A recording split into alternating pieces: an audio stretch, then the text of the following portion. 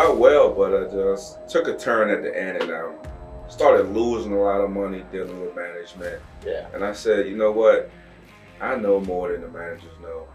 I'm out here trying to take care of business. They're telling me don't do this and that. Then my customers start looking bad at me, like I'm not doing what I'm supposed to do. But I can't say, hey, it's my boss's fault. But needless to say, just took things in my own hands. Yeah. Went down into the government, Department of Agriculture, signed up, and before you know it, my name was on paper.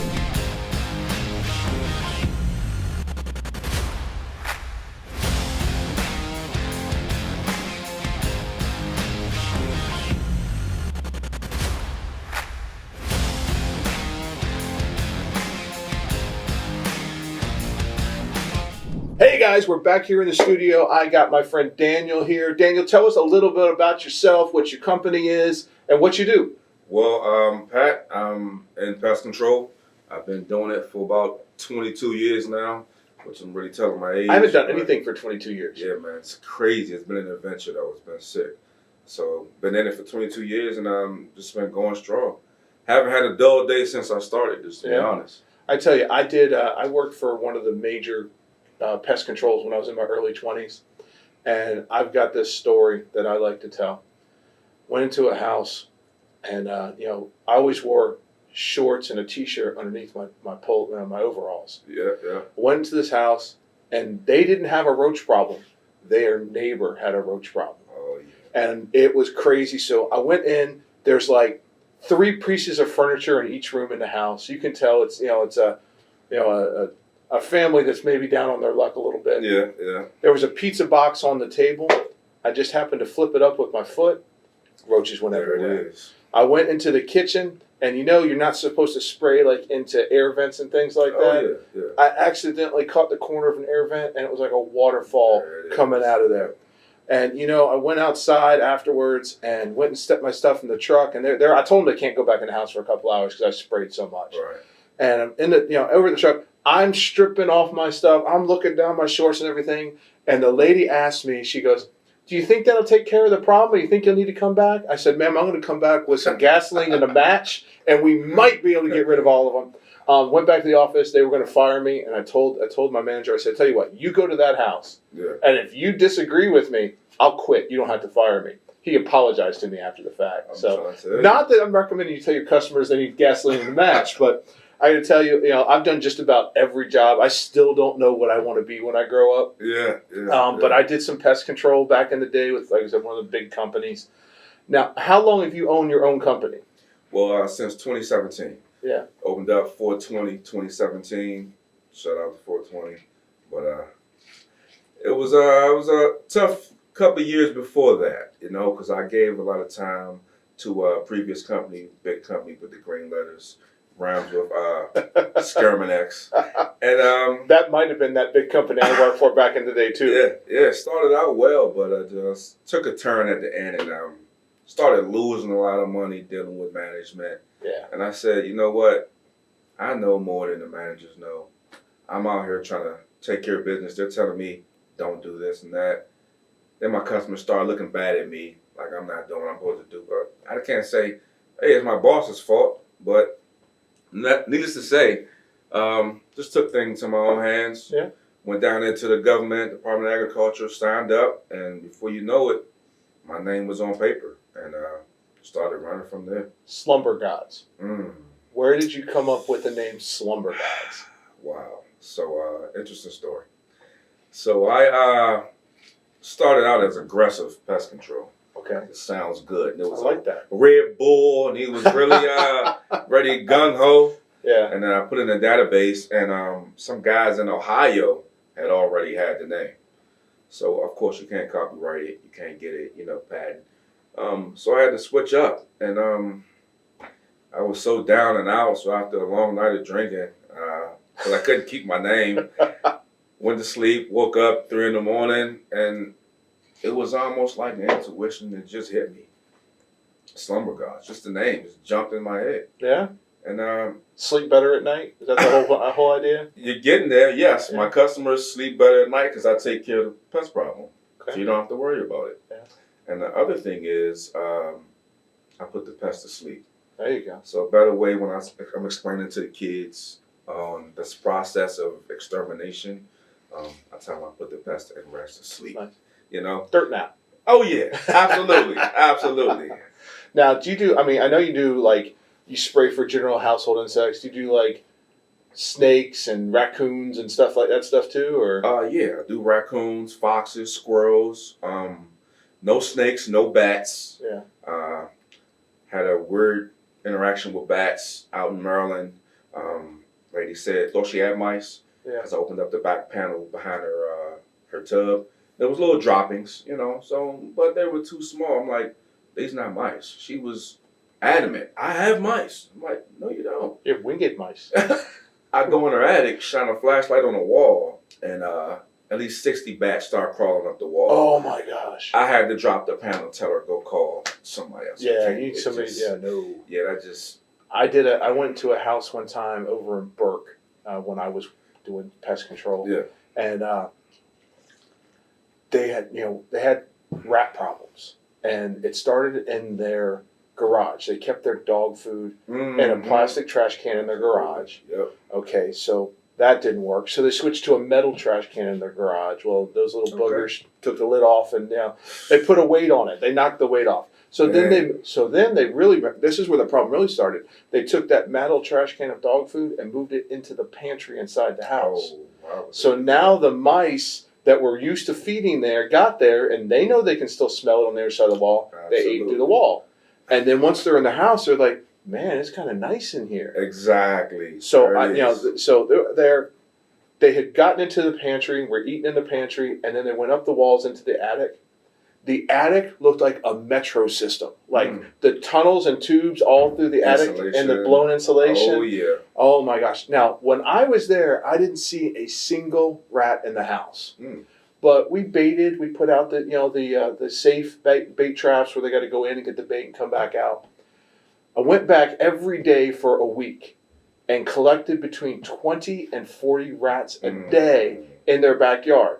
They're hitting the bait stations, and what happens when they get the bait? What do they need? They go back out and look for water. Looking for water, and there was a pond behind the house. Oh, and I told them, I said, you got to keep your dogs in. You got to leash your dogs for a couple weeks. Yeah. And I was going out every morning picking up between 20 and 40 rats. Yeah. For a week. And then it got down to saving the neighborhood. Oh, man. I'm telling you, I don't know. They're feeding them dog food. They didn't have to go to the neighborhood. They were safe there. So crazy stories like that with homeowners. What would you say for the average homeowner? What's their biggest challenge to maintaining, a pest-free home? Well, the biggest challenge for homeowners, what I've recognized in the past is, if you have a yard or a garden, people tend to keep grass seed in their garage in the regular bags. Rodents love that grass seed. Yeah. Also, like you say, dog food in a soft bag or plastic bin, soft plastic bin.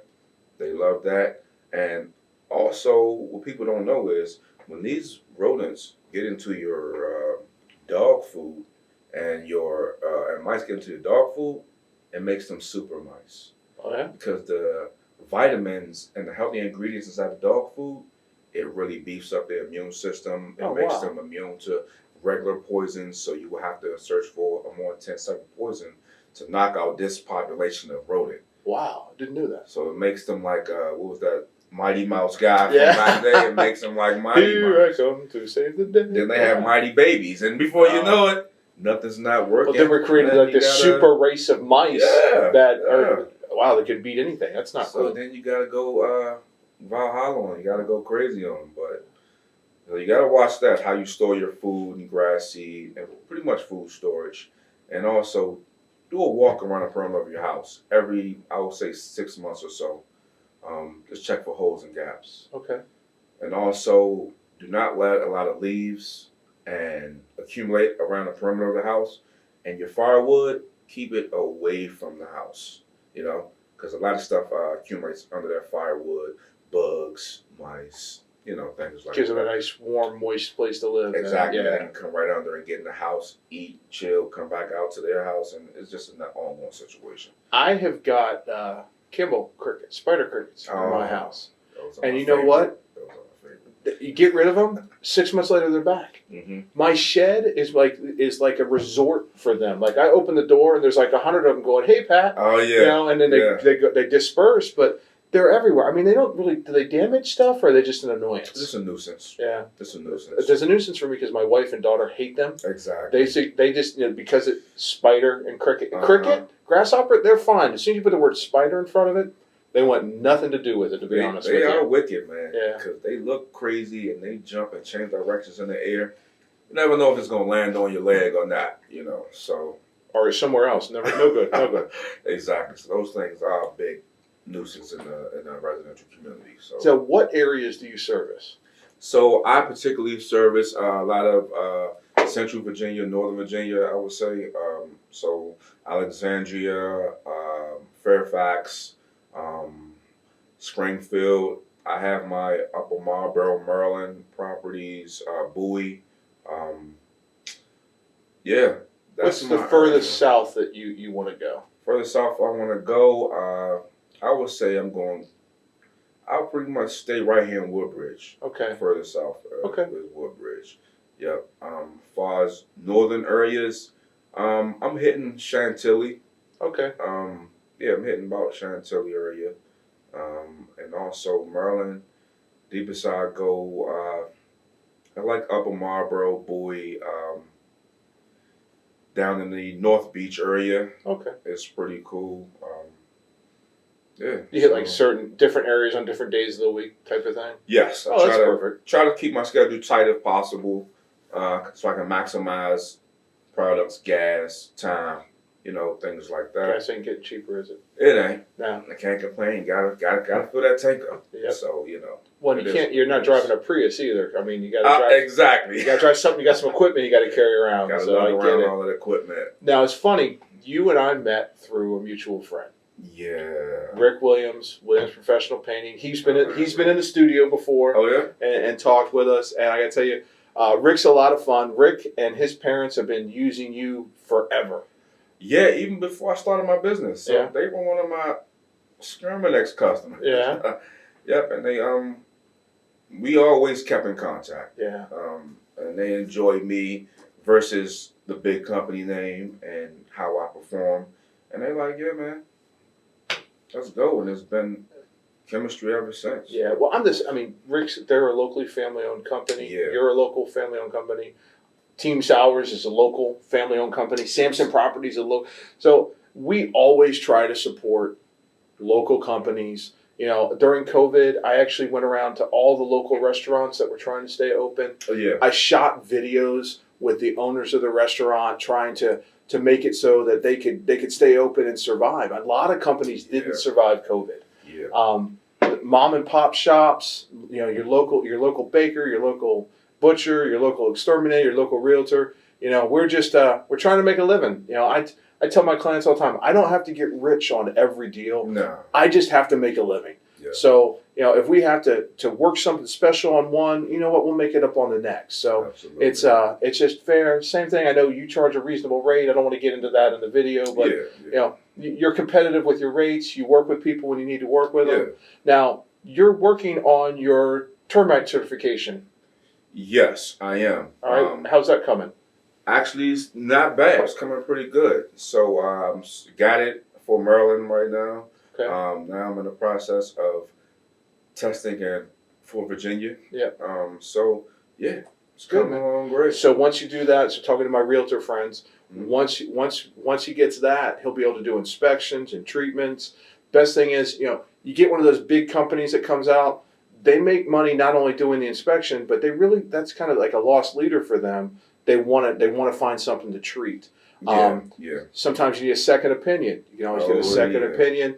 I've had to do it a couple times when one of those, we like to use those inexpensive companies that, do a whole lot of inspections, but all of a sudden now they're treating. Mm-hmm. I've actually, one of the termite guys I use only does inspections. Yeah. He doesn't treat. Right. That way I know I'm getting an honest opinion. He has no vested interest in finding termites. Exactly. So it's there. It's been awesome hanging out with you today, brother. I can't get enough. You too, man. We got some we barbecue together. We do a little little This guy's beyond barbecue. He does well. alligators. Oh my God. Ducks. We cook it all. How were the, hey, I haven't eaten the ribs that you took from the last Oh time. How my were gosh. they? Were they good? Swallow them. Mine are in the freezer. No way. Yeah, I swallowed them whole. I vacuum sucked them, stuck them in the freezer. They were amazing. Awesome. Dry rub, no sloppy sauce. No, who needs sauce? Sauce is to cover up bad barbecue. I'm telling you. Yeah, or for pasta. Actually, my apron says sauce is for pasta. There you go. There you go. So anyway, hey, it's been great hanging out, man. We will see you soon, and we'll get you out to a couple of our houses. Oh yeah. All right. Definitely. Awesome, man. Talk to you later. See you later. See? All right, Pat. Thank you for taking the time to watch our video. I hope you enjoyed it and learned something. If you would like to be featured in one of our upcoming interview videos, let us know. We'd love to talk to you. Thanks so much. Bye-bye.